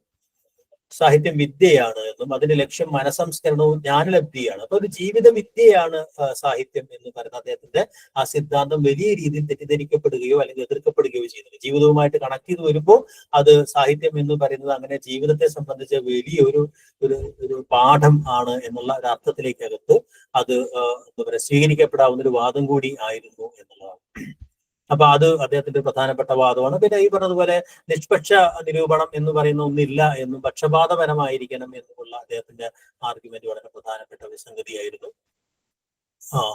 പിന്നെ ഈ പറയുന്ന പോലെ കല ജീവിതം തന്നെ എന്ന് പറയുന്ന അദ്ദേഹത്തിന്റെ വളരെ പ്രധാനപ്പെട്ട അവാർഡൊക്കെ കിട്ടിയുള്ള കൃതി എന്ന് പറയുന്നത് കലയ്ക്ക് വേണ്ടിയെന്നും അല്ല, അതല്ല കല ജീവിതത്തിന് വേണ്ടി എന്ന് പറയുന്ന ആ വാദഗതിക്ക് അത് തന്റേതായ ഒരു നിലപാടാണ് അദ്ദേഹം എടുത്തത്. അപ്പൊ തന്റെ ഒരു വിമർശന പദ്ധതിക്കകത്ത് നിന്നുകൊണ്ട് കൃതികളെ കാണുക എന്നതുകൊണ്ട് ചില എഴുത്തുകാരെ അദ്ദേഹം അതിഗംഭീരമായിട്ട് മുന്നോട്ട് കൊണ്ടുവന്നു. ഒരു പക്ഷെ വള്ളത്തോൾ കമ്പനി ആ സമയത്ത് അദ്ദേഹം ഈ പറഞ്ഞ പോലെ പട്ടാമ്പിയിൽ പഠിക്കുകയും ഈ പറയുന്ന വള്ളത്തോൾ സ്കൂളിന്റെ ഭാഗമായിട്ട് തന്നെ വരികയും ചെയ്ത ഒരാളാണ് എന്ന് നമുക്കറിയാം. പൊന്നാനി കളരിയുടെയൊക്കെ ഭാഗമായിരുന്ന ഒരാൾ തന്നെയാണ്. പക്ഷെ അദ്ദേഹത്തിന്റെ വിമർശനങ്ങൾക്കകത്ത് അദ്ദേഹം ഈ പറഞ്ഞ പോലെ ഒരു ക്ലാസിക് കൃതികളായിട്ട് ഉയർത്തി കാണിച്ചത് വലിയ അളവിൽ ആശാന്റെ കൃതികളായിരുന്നു എന്നുള്ളതാണ്. ആശാന്റെ കൃതികളെ മുൻനിർത്തിയിട്ടാണ് തന്റെ സൗന്ദര്യശാസ്ത്ര വിചാരങ്ങളൊക്കെ വലിയ അളവിൽ അദ്ദേഹം നടത്തുന്നത് നമുക്കറിയാം. പിന്നീട് പി കെ നാരായണപിള്ള, സാഹിത്യവഞ്ചാരനല്ല, പി കെ നാരായണപിള്ള അദ്ദേഹം കൈരളി ധ്വനി എഴുതുന്ന സമയത്തിനകത്ത് ഒരുപക്ഷെ വള്ളത്തോളിന്റെ ഒരു പിന്തുണ, വള്ളത്തോളും കുമാരനാശാനും തമ്മിലുള്ള ഒരു ഈഗോ ഇഷ്യൂ അതിനകത്തുണ്ട് നമുക്കറിയാം. അപ്പോ ഈ കൈരളി ധ്വനി എന്ന് പറയുന്ന ഒരു കൃതി എഴുതിയത് തന്നെ അങ്ങനെ ഒരു പറച്ചിൽ തന്നെ ഉണ്ട്. അതായത് ആശാനേക്കാൾ വലിയ കവിയാണ് വള്ളത്തോൾ എന്ന് സ്ഥാപിക്കാൻ വേണ്ടിയാണ് എന്നുള്ളത്. അതിനകത്തുള്ള ഉദാഹരണ പദ്യങ്ങൾ മുഴുവൻ വള്ളത്തോളിൽ നിന്നാണ് എടുക്കുന്നത്. അപ്പൊ അതൊരു പക്ഷെ അതിന് തൊട്ട് മുമ്പ് കുട്ടികൃഷ്ണമാരാർ ആശാനെ കേന്ദ്രീകരിച്ചുകൊണ്ട് ഈ പറയുന്ന നടത്തിയിട്ടുള്ള ഒരു മൂല്യവിചാരം എന്ന് പറയുന്നത് അല്ലെ. കാരണം ഈ വള്ളത്തോളിന്റെ ആദ്യകാല കവിതകളൊന്നും ഒരർത്ഥത്തിലും ഈ ധാർമ്മിക യുടെ ഒരു വലിയ വക്താവായിരുന്നു കുട്ടികൃഷ്ണമാരാർക്ക് ഉൾക്കൊള്ളാനാവുന്നതായിരുന്നില്ല എന്ന് നമുക്കറിയാം അല്ലെ. അപ്പൊ അതൊരു പ്രധാനപ്പെട്ട കാര്യമുണ്ട്. അപ്പൊ അദ്ദേഹം ബന്ധപ്പെട്ടുള്ള പ്രധാനപ്പെട്ട ആശയങ്ങളും അദ്ദേഹത്തിന്റെ പ്രധാനപ്പെട്ട സിദ്ധാന്തങ്ങളൊക്കെ ഒന്ന് ഓർമ്മ ഉണ്ടാവണം. പിന്നെ അദ്ദേഹം ഈ പറയുന്ന നടത്തിയിട്ടുള്ള ചില ഖണ്ഡന വിമർശനങ്ങളെയൊക്കെ സംബന്ധിച്ചും അല്ലെങ്കിൽ എന്താ പറയാ വളരെ അതിനെക്കുറിച്ചുള്ള ചില അഭിപ്രായങ്ങൾ നേരത്തെ കുഞ്ചൻ നമ്പ്യാർ അദ്ദേഹം കണക്കെത്തി ചീത്ത വിളിക്കുന്നത് അല്ലെങ്കിൽ എഴുത്തച്ഛനെ പോലും പറയുന്നത് ഇപ്പൊ വ്യാസന്റെ ചിരി പോലെയൊക്കെയുള്ള ചില സംഗതികൾക്ക് അദ്ദേഹം മുന്നോട്ട് വയ്ക്കുന്ന ഒരു ചിരിയെ സംബന്ധിച്ചുള്ള അദ്ദേഹത്തിന്റെ സിദ്ധാന്തങ്ങൾ. പിന്നെ ഉണ്ണുമേലി സന്ദേശത്തെ കുറിച്ച് അല്ലെ, മുണ്ടക്ക സന്ദേശം ഒരു മുഴുത്ത ചിരിയോഗം എന്ന് പറയുന്ന അദ്ദേഹത്തിന്റെ ഈ പറയുന്നത് പോലെ അങ്ങനെ ഒരു പരിഹാസക വനമാണ് എന്ന് പറയുന്നത് മറ്റാരും കാണാം. അതേപോലെ തന്നെയാണ് ലീലയെ സംബന്ധിച്ച് അദ്ദേഹത്തിന്റെ വളരെ വിവാദം ഉണ്ടാക്കിയിട്ടുള്ള ആ ഒരു ലേഖനം എന്ന് പറയുന്നത്. ലീല സ്വന്തം ഭർത്താവിനെ കൊന്നവളാണോ അല്ല, അങ്ങനെയാണെങ്കിൽ തന്നെ അവളെ ന്യായീകരിക്കുകയൊക്കെ ചെയ്യുന്ന അദ്ദേഹത്തിന്റെ നിലപാട്. പിന്നെ അതുപോലെ തന്നെ ഈ പറയുന്ന പുരോഗമന സാഹിത്യത്തോട് അദ്ദേഹം എടുത്തിട്ടുള്ള ഒരു കർശനമായ വിമർശനം എന്ന് പറയുന്ന പക്ഷെ അന്നത്തെ മറ്റ് ആളുകളിൽ നിന്ന് വ്യത്യസ്തമായി പുരോഗമന സാഹിത്യത്തിൽ നിന്ന് കൃത്യമായി മാറി നിന്ന ഒരാളായിരുന്നു അദ്ദേഹം പറയാം. പിന്നെ സഞ്ജയനാണ് മാറി നിന്ന ഒരാൾ ആ ഘട്ടത്തിൽ ഉണ്ടായിരുന്നത് അല്ലെ. ഈ പറയുന്ന നേരിട്ട് അതുമായിട്ട് യാതൊരു ബന്ധവും ഉണ്ടായിരുന്നില്ലെങ്കിൽ കൂടിയും കേസരി അടക്കമുള്ള ആളുകൾ അതിനെ ഏതെങ്കിലും തരത്തിൽ ആശയപരമായിട്ട് അതിന്റെ പിറകിൽ ഉണ്ടായിരുന്നു എന്നുള്ള കാര്യം നമുക്ക് അറിയാവുന്ന കാര്യമാണ്. പിന്നെ അദ്ദേഹത്തെ കുറിച്ച് നമുക്ക് ഉള്ള ഒരു പ്രധാനപ്പെട്ട മറ്റൊരു കാര്യം ഈ പറയുന്ന ഈ പ്രയത്തിന് ശേഷം മലയാള സാഹിത്യ വിമർശനത്തിനകത്ത് പ്രബലമാവുന്നത് മനോവിജ്ഞാനീയ നിരൂപണത്തിന്റെ ഒരു വലിയ ഘട്ടമാണ്. ലീലാവതിയിലൂടെയും എം.എൻ. വിജയനിലൂടെയൊക്കെ മനോവിജ്ഞാനീയമായ സമീപനങ്ങൾക്ക് വലിയ പ്രാധാന്യം ഉണ്ടാവുന്നുണ്ട് എന്നറിയാം. ആ അർത്ഥത്തിൽ മനോവിജ്ഞാനീയ നിരൂപണത്തിന് മലയാളത്തിൽ തുടക്കം കുറിച്ച ഒരാളും കുട്ടികൃഷ്ണമാരാരാണ് എന്ന് നമുക്കറിയാം അല്ലെ. ഈ പറയുന്നത് പോലെ സഖ്യന്റെ മകനുമായി ബന്ധപ്പെട്ട അദ്ദേഹത്തിന്റെ പഠനം എന്ന് പറയുന്നത് മനോവിജ്ഞാനീയ നിരൂപണത്തിന്റെ ആദ്യ മാതൃകയായിട്ടാണ് പല ആളുകളും പറയുന്നത് എന്നുള്ളതാണ് അല്ലെ. പിന്നെ വാൽമീകിയുടെ രാമൻ ലേഖനമായിട്ട് ഓർമ്മ ഉണ്ടാവണം, സാഹിത്യവിദ്യ എന്ന് പറയുന്നത് അല്ലെ. പിന്നെ എം.എൻ. വിജയൻ പറഞ്ഞ ഒരു കാര്യം, അതുപോലെ തന്നെ എഴുത്തച്ഛനെയും അതൊക്കെ ഈ സംസ്കാര ദൂഷകന്മാർ എന്ന് അദ്ദേഹം വിളിച്ച കാര്യം, ഇങ്ങനെയുള്ള കുറെ ഏത് ലേഖനത്തിലാണ് നമ്മുടെ സംസ്കാര ലോകം അല്ലെ, അങ്ങനെയുള്ള കുറെ കാര്യങ്ങൾ, ചില പോയിന്റ്സുകളൊക്കെ കുട്ടികൃഷ്ണമാരെ ബന്ധപ്പെടുത്തി ഓർമ്മയുണ്ടാവണം. ഓക്കെ, ദെൻ ജോസഫ് മുണ്ടശ്ശേരിയാണ്. ജോസഫ് മുണ്ടശ്ശേരി ഈ പറയുന്നത് പോലെ ഒരുതരം പ്രസ്ഥാനാത്മകമായ ഒരു സംഗതിക്കകത്ത് നിന്നുകൊണ്ട് തന്നെയാണ് വലിയ അളവിൽ സാഹിത്യത്തെ കണ്ടത്. ധാർമ്മികത തന്നെയായിരുന്നു. അതിനൊക്കെ വ്യത്യസ്തമായിട്ട് അദ്ദേഹം ഈ പറയുന്ന പോലെ ഈ പറയുന്ന നിരൂപകന്മാർക്കിടയിൽ ഈ കവിത്രയത്തെ കേന്ദ്രീകരിച്ചുകൊണ്ട് അവരെ നമ്മുടെ ഈ പറഞ്ഞ കാവ്യ വ്യവഹാരത്തിന്റെ ഒരു കേന്ദ്രത്തിൽ ഉറപ്പിക്കുക എന്ന് പറയുന്നൊരു പണിയാണ് അദ്ദേഹം ചെയ്തത്. അദ്ദേഹത്തിന്റെ വിമർശനം മൊത്തം എടുത്തു നോക്കിക്കഴിഞ്ഞിട്ടുണ്ടെങ്കിൽ ഈ പറഞ്ഞ പോലെ കവിത്രയത്തിന്റെ വിമർശകൻ എന്ന് വേണമെങ്കിൽ പറയാൻ പറ്റും. അതിനുശേഷം വന്ന പല കവിതകളെ അദ്ദേഹത്തിന് ശരിയായി മനസ്സിലായിരുന്നില്ല എന്നുള്ളതാണ് ഏറ്റവും പ്രധാനപ്പെട്ട കാര്യം. അതുപോലെ ഈ പറയുന്ന പോലെ നോവൽ ചെറുകഥാ നിരൂപണവും അദ്ദേഹം അത്ര പ്രബലമായിരുന്നില്ല എന്ന് നമുക്കറിയാം അല്ലെ. അതോടൊപ്പം തന്നെ ഈ സമന്വയം എന്ന് പറയുന്നത്, പാശ്ചാത്യ പൗരസ്ത്യ സമന്വയം എന്ന് പറയുന്നത് വളരെ ഗംഭീരമായിട്ട് അദ്ദേഹത്തിന്റെ നിരൂപണത്തിനകത്തുണ്ട്. തൻ്റെതായ ചില നിരൂപണ സങ്കല്പങ്ങൾ അല്ലെങ്കിൽ സാഹിതീയ സങ്കല്പങ്ങൾ അല്ലെങ്കിൽ അത്തരം ചില ആശയ മാതൃകകൾ മുന്നോട്ട് വയ്ക്കാൻ കഴിഞ്ഞു എന്നുള്ളതാണ് ഏറ്റവും പ്രധാനപ്പെട്ട ഒരു കാര്യം എന്ന് പറയുന്നത്. കാരണം ഈ കേവലം ഒരു പാശ്ചാത്യ അനുകരണമായിരുന്നില്ല അദ്ദേഹത്തിൻ്റെത് എന്ന് നമുക്കറിയാം അല്ലെ. ഈ പറയുന്ന അതിനകത്തുള്ള കോട്ടിങ് തന്നെ വളരെ രസമാണ്. ആയുർവേദക്കാർക്ക് അലോപ്പതിക്കായിട്ടുള്ള പുച്ഛം പോലെ എന്നാണ് അല്ലെ. അത് നോക്കിയാൽ തന്നെ അറിയാം, അന്ന് ഈ പറഞ്ഞ അലോപ്പതി എന്ന് പറയുന്നത് ഒരു ആധുനിക വൈദ്യശാസ്ത്രം എന്ന് പറയുന്നത് അതിനോട് ഇവിടെ ജാതിയിൽ വളരെ വലിയ മേൽക്കൈ ഉണ്ടായിരുന്ന അല്ലെ, അല്ലെങ്കിൽ ചികിത്സാ പാരമ്പര്യത്തിനകത്ത് വലിയ ആഠ്യത്വം ഉണ്ടായിരുന്ന, ഇവിടെ വലിയ കൾച്ചറൽ ക്യാപിറ്റൽ ഉണ്ടായിരുന്ന അന്നത്തെ ഈ ആയുർവേദ വൈദ്യന്മാർ, ഈ അഷ്ടവൈദ്യന്മാർ അടങ്ങുന്ന ആയുർവേദ വൈദ്യന്മാർ ഈ പറയുന്ന മോഡേൺ മെഡിസിനെ ഭയങ്കര പുച്ഛത്തോടു കൂടിയാണ് കണ്ടിരുന്നത്. അല്ലെങ്കിൽ വില കുറഞ്ഞൊരു സംഗതിയായിരുന്നു എന്നറിയാം അല്ലെ. അവിടെ നിന്ന് ചികിത്സിക്കാൻ ഈ ദരിദ്രരായ ആളുകൾ മാത്രമാണ് പോയിരുന്നത്, സമൂഹത്തിൽ ഉന്നതരായ ആളുകളൊന്നും തന്നെ പോയിരുന്നില്ല എന്നുള്ള കാര്യമൊക്കെ നമുക്ക് അറിയാവുന്ന ഒരു കാര്യമാണ്. എൻ്റെ ആദ്യ ഘട്ടത്തിനകത്ത് അല്ലെ. ഒരു 10-50 വർഷം കഴിയുമ്പോഴേക്ക് നേരെ തിരിച്ചു വരികയും നേരെ തിരിയുകയും അല്ലെ. ഇപ്പൊ അലോപ്പതിക്കാർക്ക് ഈ പറഞ്ഞ ആയുർവേദക്കാരുടെ പുച്ഛം എന്ന രീതിയിലേക്ക് അത് മാറുന്നുണ്ട് എന്നുള്ള.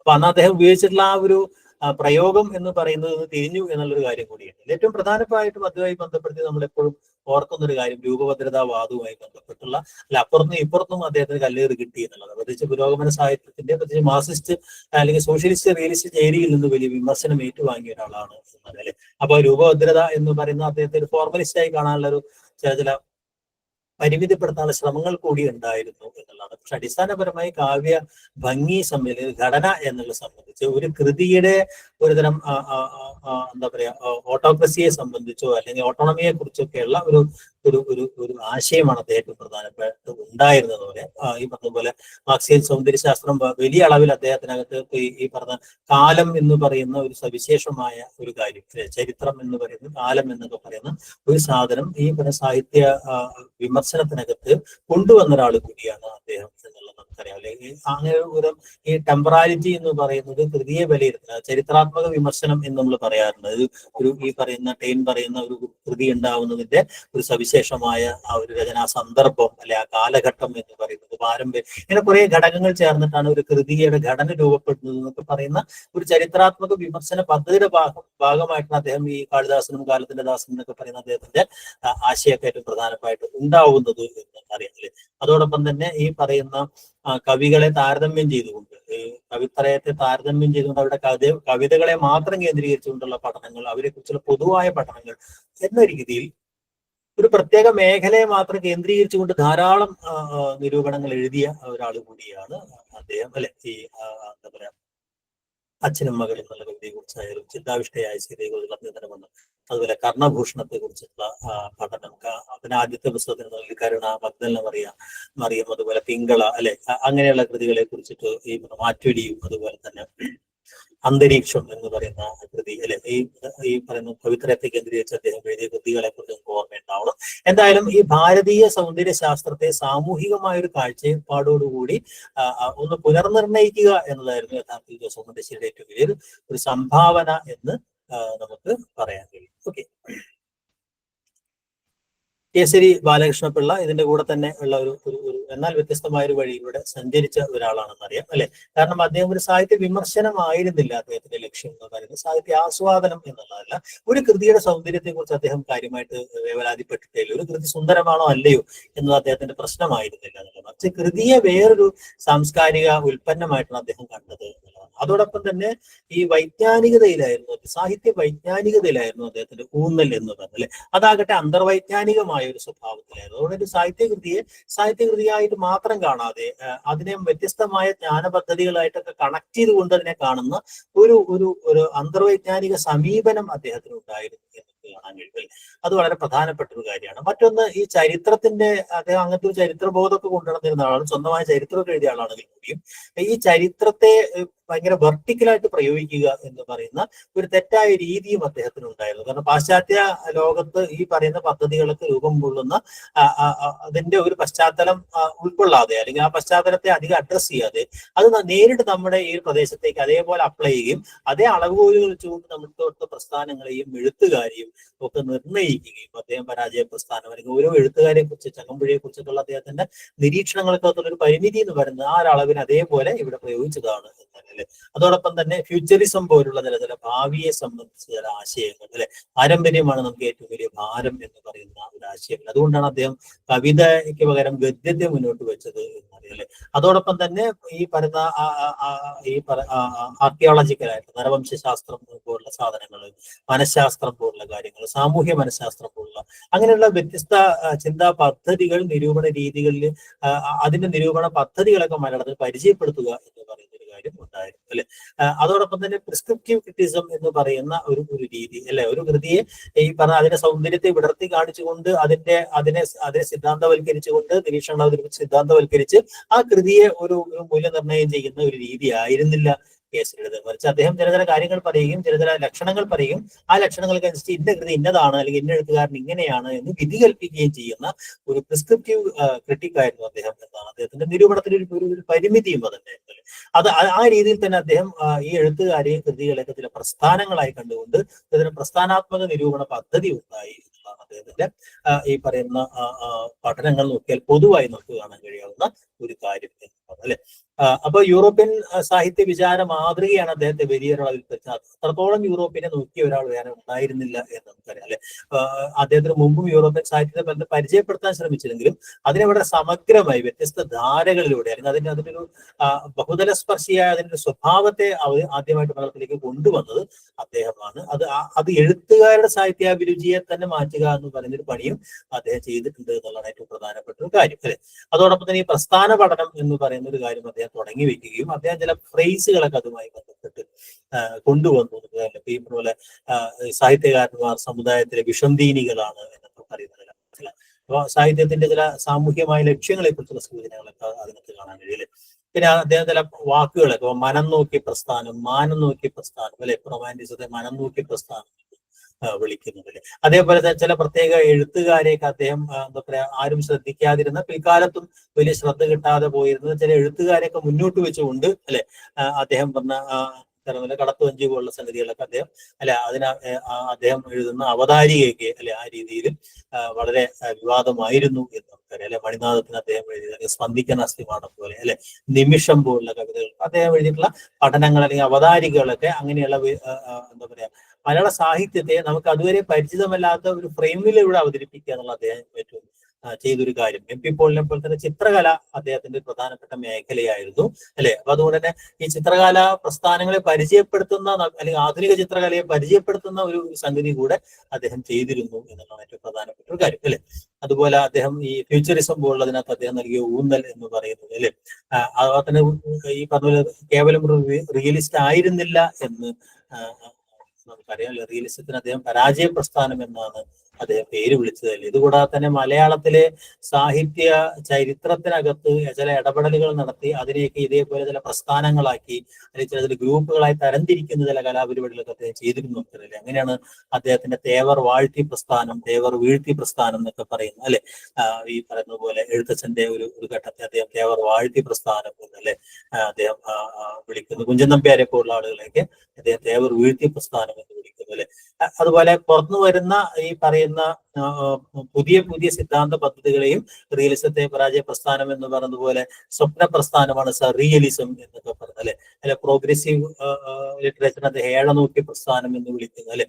അങ്ങനെയൊക്കെയുള്ള അല്ലെങ്കിൽ എന്താ പറയുക മതംകൊല്ലി പ്രസ്ഥാനം അങ്ങനെയൊക്കെയുള്ള സവിശേഷമായ ചില പേര് വിളിക്കൽ കൂടെ അദ്ദേഹത്തിന്റെ ഇതിനകത്ത് ഏറ്റവും പ്രധാനപ്പെട്ട ശുദ്ധ പുരോഗമനവാദം, വീരപുരോഗമനം എന്നൊക്കെ പറയുന്ന ചില എന്താ പറയുക അങ്ങനെ കാറ്റഗറികളായി തരംതിരിക്കുക എന്നും ഒന്ന് പറഞ്ഞാൽ അത് മറ്റൊന്നിലേക്ക് മാറും തുടങ്ങിയ രീതിയിലേക്കുള്ള വളരെ സങ്കേതബദ്ധമായി നിരൂപണത്തെ കാണുക എന്നത് അദ്ദേഹത്തിന്റെ നിരൂപണത്തിന്റെ ഒരു പരിമിതി കൂടിയായിരുന്നു നമുക്കറിയാം. അപ്പൊ അതുകൊണ്ട് തന്നെ പ്രായോഗിക വിമർശനം അല്ലെങ്കിൽ വിമർശകൻ എന്ന നിലയിലല്ല അദ്ദേഹത്തിന്റെ ഒരു വലിയ കോൺട്രിബ്യൂഷൻ എന്ന് പറയുന്നത്. അദ്ദേഹത്തിന്റെ കോൺട്രിബ്യൂഷൻ എന്ന് പറയുന്നത് ഒരു വലിയ ചിന്താ പ്രപഞ്ചത്തെ അതിന്റെ സകല സങ്കീർണതയോടും കൂടെ മലയാള ഭാവുകത്വത്തെയും മലയാളിയുടെ ചിന്താ പരിസരത്തിനെയും അങ്ങനെ വേറൊരിടത്തേക്ക് എടുത്തെറിഞ്ഞ ഒരാൾ എന്നതാണ് ഏറ്റവും പ്രധാനപ്പെട്ട ഒരു കാര്യം എന്നാണ് കേസരിയെ കുറിച്ച് നമുക്ക് പൊതുവായിട്ട് പറയാൻ കഴിയാവുന്ന. ഈ നിലയിൽ നമുക്കൊരു പറയേണ്ട ഒരാൾ കുറ്റിപ്പുഴ കൃഷ്ണപിള്ള കൂടിയാണ് അല്ലെ. ഇവരെ അപേക്ഷിച്ച് ഒരു നിരൂപകൻ എന്ന നിലയിൽ തൊട്ട് താഴെ നിൽക്കുന്നതാണെങ്കിൽ കൂടിയും അദ്ദേഹത്തിന്റെ നിരൂപണത്തിനകത്ത് അത്ര കൃത്യത എന്ന് പറയുന്ന ആധുനികതയുടെയും ശാസ്ത്രീയതയുടെയും ഒരു തലത്തിലേക്ക് നിരൂപണത്തെ ഉയർത്തുക എന്ന് പറയുന്ന ഒരു പണി ചെയ്തയാളാണ് അല്ലെ. ഈ പറഞ്ഞ ഭൗതികവാദം പോലുള്ള കാര്യങ്ങൾ, യുക്തിവാദം പോലുള്ള കാര്യങ്ങളൊക്കെ അല്ലെങ്കിൽ അത്തരം ഏറ്റവും പുതിയ ചിന്തകളെ എന്താ പറയുക വെള്ളം ചേർക്കാതെ അവതരിപ്പിക്കുക പ്രധാനപ്പെട്ട കാര്യമാണ്. അത് ഈ പറയുന്ന നേരത്തെ പറഞ്ഞ മാനവികതാവാദം അല്ലെങ്കിൽ ശാസ്ത്രീയ യുക്തിബോധം തുടങ്ങിയ നവോത്ഥാന മൂല്യങ്ങളെ ഉറപ്പിക്കുന്നതിനകത്ത് ഏറ്റവും വലിയ ഒരു റോള് ചെയ്ത ഒരാൾ കൂടിയാണ് അദ്ദേഹം. അതിന്റെ ഭാഗമായിട്ടാണ് അദ്ദേഹം ഈ സാഹിത്യ വിമർശനത്തിനകത്ത് ഇടപെടുകയും അല്ലെ സാഹിത്യകൃതി കേവലം സൗന്ദര്യാസ്വാദനമല്ല അല്ലെങ്കിൽ സൗന്ദര്യോത്പാദനം മാത്രമല്ല ചെയ്തതും സാഹിത്യം സാമൂഹ്യ മാറ്റത്തിന് പ്രേരകമായിരിക്കണം എന്നുള്ള കാര്യം, പുരോഗമനപരമായിരിക്കണം എന്നുള്ള കാര്യം അദ്ദേഹത്തിന് അല്ലെ. അതുകൊണ്ട് തന്നെ സാഹിത്യ വിമർശനം എന്ന് പറയുന്നത് ആ അർത്ഥത്തിൽ സൃഷ്ടിപരമായിട്ട് കൃതികളെ സമീപിക്കുന്ന ഒന്നാണ് എന്ന് അദ്ദേഹം പറയുന്നത്. അങ്ങനെ ഒരു ആത്മീയത തൊട്ടു തീണ്ടിയില്ലാത്ത ഒരു നിരൂപകനായിരുന്നു അദ്ദേഹം അല്ലെ. അതാണ് ഞാൻ നേരത്തെ പറഞ്ഞ മാരാരിൽ നിന്നുള്ള ഒരു വ്യത്യാസം. അതാണ് അദ്ദേഹത്തിന് ഈ ആത്മീയതയുടെ ഒരു എലമെന്റ് തീരെ ഇല്ലായിരുന്നു. ശ്രീനാരായണ ഗുരുവൊക്കെ അദ്ദേഹത്തിന് വലിയ സ്വാധീനമായിരുന്നെങ്കിൽ കൂടി. ഓക്കെ. അതോടൊപ്പം തന്നെ ഈ പറയുന്ന പ്രസ്ഥാനങ്ങൾക്കകത്തൊക്കെയും ഞാൻ ഒരു നോട്ട് തന്നിട്ടുണ്ട്. അതിനകത്ത് ഈ സമയത്ത് ഉണ്ടായിട്ടുള്ള പലതരം സാഹിത്യ കൂട്ടായ്മകൾ, പ്രസ്ഥാനങ്ങൾ അല്ലെ അങ്ങനെയുള്ള ഒരു മൂവ്മെന്റ് ആയിട്ട്, അതായത് എഴുത്തൊരു തൊഴിലാണെങ്കിൽ എഴുത്തു തൊഴിലാളികളുടെ ഒരു കൂട്ടായ്മ അല്ലെങ്കിൽ വായനാ സമൂഹം ഉണ്ടാവുക അല്ലെ അങ്ങനെയൊക്കെയുള്ള ഒരുപാട് പ്രത്യേകതകൾ ആ കാലത്ത് നടക്കുന്നുണ്ട്. അതിന്റെ ഭാഗമായിട്ടാണ് ഈ പറയുന്ന കവി സമാജം തൊട്ട് ഭാഷാഭൂഷണ സഭ അല്ലെ അതിനുശേഷം വരുന്ന ഈ പറയുന്ന പലതരം പ്രസ്ഥാനങ്ങൾ, ജീവൽ സാഹിത്യ പ്രസ്ഥാനം പുരോഗമന സാഹിത്യ പ്രസ്ഥാനമായി മാറുന്നു അല്ലെ. അതുപോലെ സാഹിത്യ പ്രവർത്തക സഹകരണ സംഘം ഉണ്ടാവുന്നു, സമസ്ത കേരള സാഹിത്യ പരിഷത്ത് ഉണ്ടാവുന്നു അല്ലെ. അങ്ങനെ നിരവധിയായ പ്രസ്ഥാനങ്ങൾ ഇതിന്റെ ഭാഗമായിട്ട് ഉണ്ടാവുന്നത് അല്ലെ. ഗ്രന്ഥശാല പ്രസ്ഥാനങ്ങളൊക്കെയുള്ള സാധനങ്ങളൊക്കെ ഉണ്ടാവുന്നത് ഒരു വലിയൊരു ലിറ്റററി മൂവ്മെന്റ് ആയിട്ട്. അതാണ് ഈ നവോത്ഥാനത്തിന്റെ ഏറ്റവും വലിയൊരു കാര്യം. ഒരു ലിറ്റററി മൂവ്മെന്റ് അവിടെ ഉണ്ടായി. ആ ലിറ്റററി മൂവ്മെന്റിന്റെ നേതൃത്വത്തിൽ വിമർശകനെ പ്രതിഷ്ഠിച്ചു എന്നാണ് ഏറ്റവും പ്രധാനപ്പെട്ട. അങ്ങനെയാണ് ഈ സാംസ്കാരിക നായകത്വത്തിലേക്ക് ഈ പറയുന്ന ആളുകളൊക്കെ എത്തപ്പെട്ടത് എന്നുള്ള. കാരണം അത് സാഹിത്യത്തിന്റെ മണ്ഡലത്തിൽ മാത്രമായിരുന്നില്ല അതിന്റെ റോൾ എന്ന് പറയുന്നത്. കാരണം ഈ വായനശാലകളിലൂടെയൊക്കെ വളരെ ജനകീയമായൊരു മുഖം അതിനകത്തുണ്ടായിരുന്നു എന്നാണ് ഏറ്റവും പ്രധാനപ്പെട്ട ഒരു കാര്യം അല്ലെ. നമുക്ക് ചില ചോദ്യങ്ങൾ കൂടെ പറഞ്ഞ് ഇപ്പൊ ഈ പറയുന്ന 5 പേരുമാണ് ഈ പറയുന്ന നവോത്ഥാന കാലഘട്ടത്തിൽ ഏറ്റവും പ്രധാനപ്പെട്ട ആളുകൾ. അതിലത് കുഞ്ഞു കുഞ്ഞു ആളുകളൊക്കെ വേറെയുണ്ട്. അത് നമുക്ക് പൊതുവെ നോട്ടിലൂടെ കൈകാര്യം ചെയ്യാവുന്നതാണ്. ചില ചോദ്യങ്ങൾ നമുക്ക് നോക്കാം അല്ലെ. വള്ളത്തോളിനെ വാഗ്ദേവതയുടെ പുരുഷാവതാരം എന്ന് വിശേഷിപ്പിച്ചത് ആരാണ് എന്നാണ് അല്ലെ. ആരാണെന്നറിയാവോ? ആരാണ് അല്ലെ. വള്ളത്തോളിനെ പ്രമുഖ വാസനാകവി എന്ന് വിശേഷിപ്പിച്ചത് ആരാണ് എന്നതാണ് അല്ലെ ഒരു ചോദ്യം അല്ലെ. ഉള്ളൂരാണ്. സ്ഥിരം വരുന്ന ചോദ്യം. സാക്ഷാൽ കവിത വളരെ ഉത്സാഹത്തോടു കൂടി നർത്തനം ചെയ്യുന്ന കാവ്യം എന്ന് വീണപൂവിനെ കുറിച്ച് പറഞ്ഞതാരാണ്? CS സുബ്രഹ്മണ്യം പോയിട്ടാണ്. ആശാന്റെ ഏതെങ്കിലും കൃതിയെ കുറിച്ച് ആദ്യമായി വന്ന സമ്പൂർണ്ണ പഠനം എഴുതിയത് ആരാണ് എന്നതാണ് അല്ലെ. ജി രാമൻ മേനോനാണ് ഉത്തരം അല്ലെ. അതുപോലെ വള്ളത്തോൾ കവിതയുടെ കലാസൗഭാഗ്യത്തെ പറ്റി എല്ലാതും പറയുന്നത് പനിനീർപ്പൂവിന്റെ പരിമളത്തെ പറ്റി പ്രസംഗിക്കുന്നത് പോലെ അനാവശ്യമാണ് എന്ന് പറഞ്ഞതാണ്.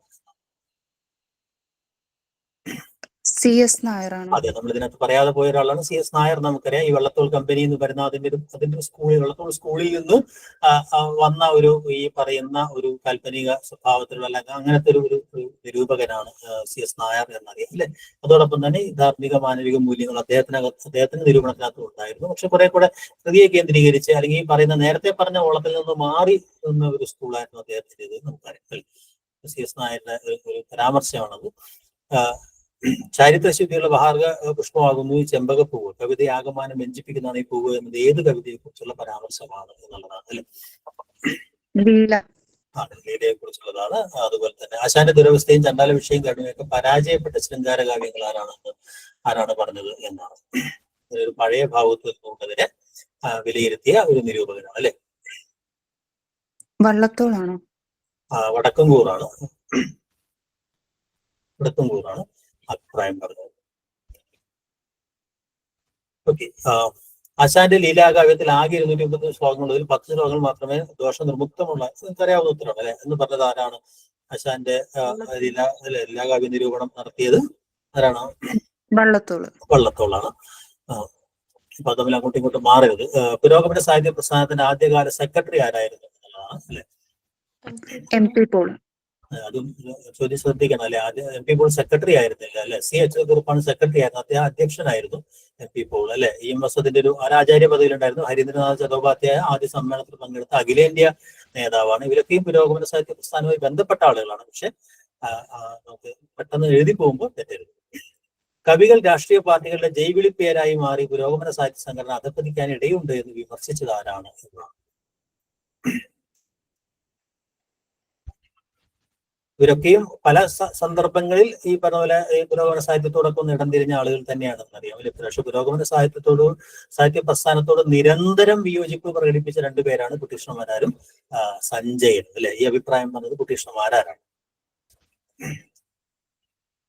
യുക്തി വിചാര കൗശല വിമർശനമാണ് മാരാരെ വളർത്തിയത് എന്ന് പറഞ്ഞത് ആരാണ് എന്നാണ്. മുണ്ടശ്ശേരി പറഞ്ഞ വളരെ പ്രസിദ്ധമായ സ്റ്റേറ്റ്മെന്റ് ആണ്. കുട്ടികൃഷ്ണമാരാർ വിമർശനത്തിന്റെ ശക്തി ഗോപുരം ആരുടെ കൃതിയാണ് എന്നതാണ്. ലേറ്റർ പീരീഡ് ഉണ്ടായ കൃതിയാണ്. സുലേഖ ടീച്ചറുടെയാണ്. ഇവിടെ PhD തീസിസ് പുസ്തകമാക്കിയതാണ് അല്ലെ.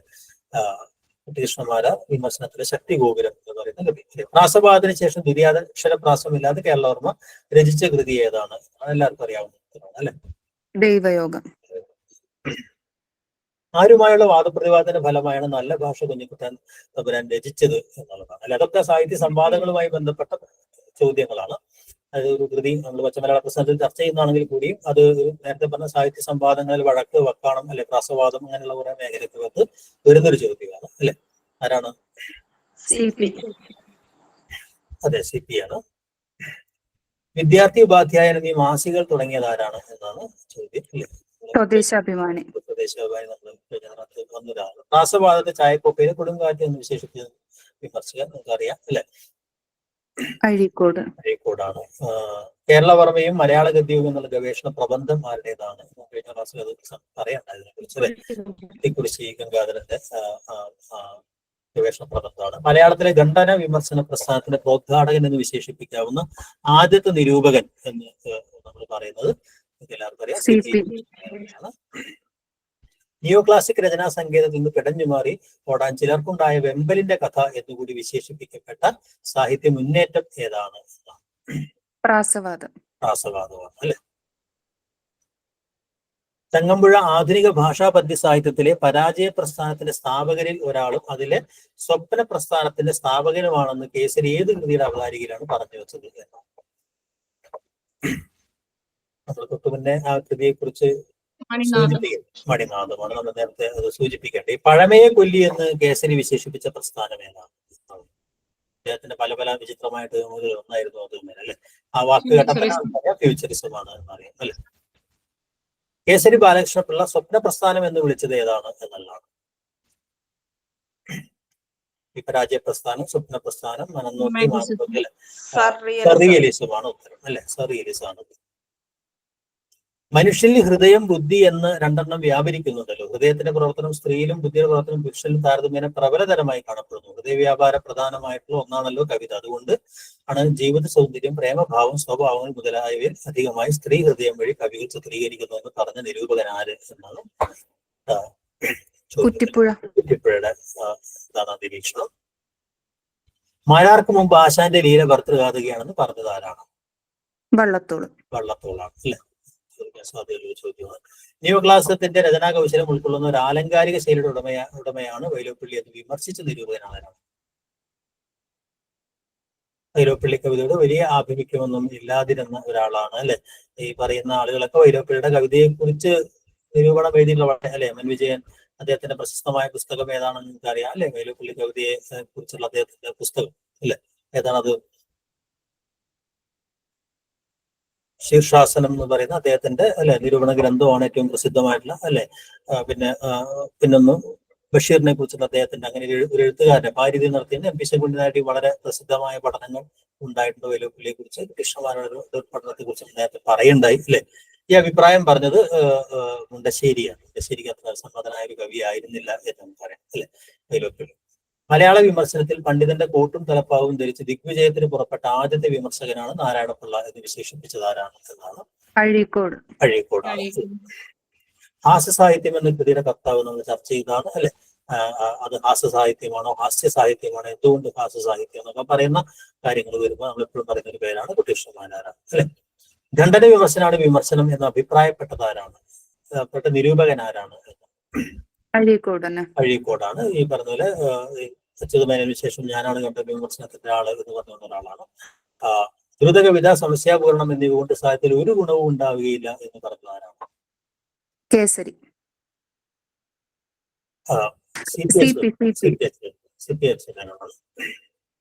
ഗദ്യസാഹിത്യത്തിനുള്ള മാർഗദർശനം ഉൾക്കൊള്ളുന്ന AR രാജരാജവർമ്മയുടെ കൃതി എല്ലാവർക്കും അറിയാവുന്ന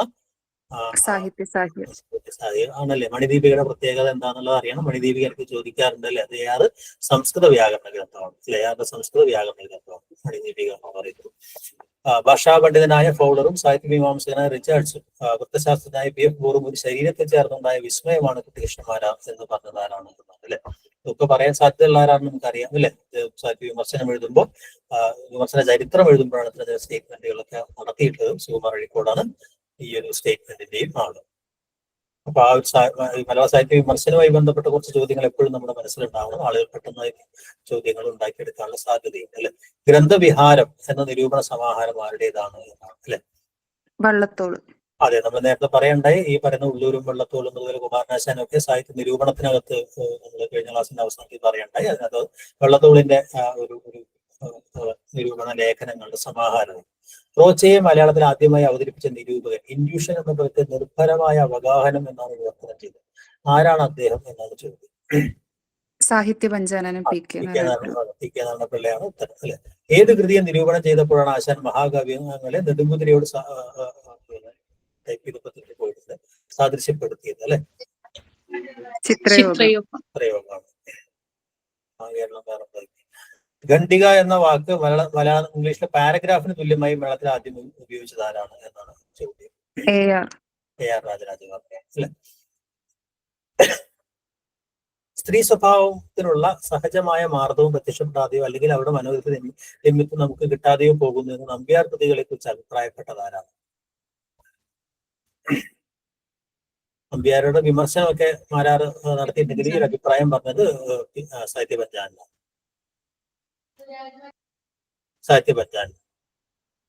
കാരണം ബുദ്ധമത പരിവർത്തന കഥയാണെന്നും വാസ്തവത്തെ ഇസ്ലാം മതസ്ഥയാണ് എന്ന് സൂചിപ്പിച്ചിരുന്നെങ്കിൽ എത്രമാത്രം അസ്വസ്ഥമാകിരുന്നു എന്ന് അഭിപ്രായപ്പെട്ട വിമർശകൻ ആരാണ് എന്നാണ്. അതും പി കെ നാരായണപിള്ളയാണ് അതിന്റെ ഉത്തരം. പുതിയ ഏറ്റവും സമകാലിക കവിതയോട് ഒരുതരം സമതി ഉണ്ടാവാതിരുന്ന ഒരു നിരൂപകനായിരുന്നു അറിയത്തില്ല. പ്രാസഭാഗത്തിൽ ചർച്ച ചെയ്യപ്പെട്ട കൃതകൃത്യം എഴുതിയ മലയാള ഭാഷ എന്ന ലേഖനം അല്ലെ. പ്രാസം മലയാള ഭാഷ രണ്ട് ലേഖനമാണല്ലോ ഉണ്ടായിരുന്നു അല്ലെ. അതേത് മാസികയിലാണ് എന്നാണ് അല്ലെ? മലയാള മനോരമ.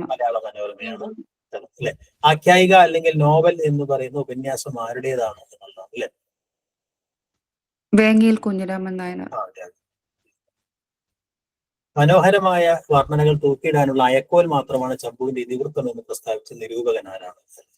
പി ശങ്കരൻ നമ്പ്യാർ. ശങ്കരൻ നമ്പ്യാരാണ്. ചമ്പുവിനെ കുറിച്ചിട്ട് അതിഗംഭീരമായിട്ട് എഴുതിയാകാൻ ഇങ്ങനെ ഒരു വിമർശനാത്മകമായ ഒരു കാര്യം അദ്ദേഹം അത് പറയുന്നുണ്ട്.